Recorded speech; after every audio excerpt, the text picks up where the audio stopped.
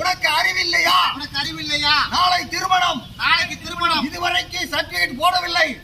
Certificate போடவில்லை. மானம் கெட்ட தாசில்தாரே, உனக்கு அறிவில்லையா? அறிவில்லையா? அறிவில்லையே அறிவில்லையே. இதே போல்தான் கயத்தாரில் இருக்கும் போதும் அங்குள்ள மக்களுக்கு இடையூறு செய்தாய். கோவில்பட்டி வந்தும் இன்னும் இடையூறா? கேவலமாக உள்ளது. உன்னை பார்த்து எங்களுக்கு கேவலமாக உள்ளது. பொதுமக்களுக்கான தாசில்தாரே கிடையாது. கேவலம். தமிழக முதலமைச்சரே, உங்கள் புகழுக்கும் உங்கள் பதவிக்கும் கேடு விளைவிக்கக்கூடிய நிலையில் இருக்கின்றார் கோவில்பட்டி தாசில்தார்.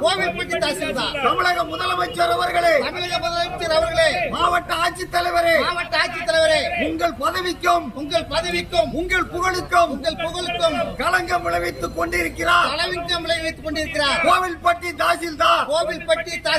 பணம் கேட்காரா? பணம் கொடுக்க கூட செய்வோம்.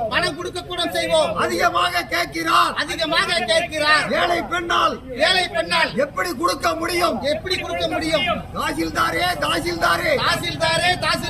மானங்கெட்ட தாசில்தாரே, உனக்கு போய் திருச்செந்தூர் முருகன் பேரை வைத்திருக்கிறார்கள். அரக்கர் குணம் படைத்தவனே, உனக்கு பேர் பாலசுப்ரமணியமா? கேவலமாக உள்ளது.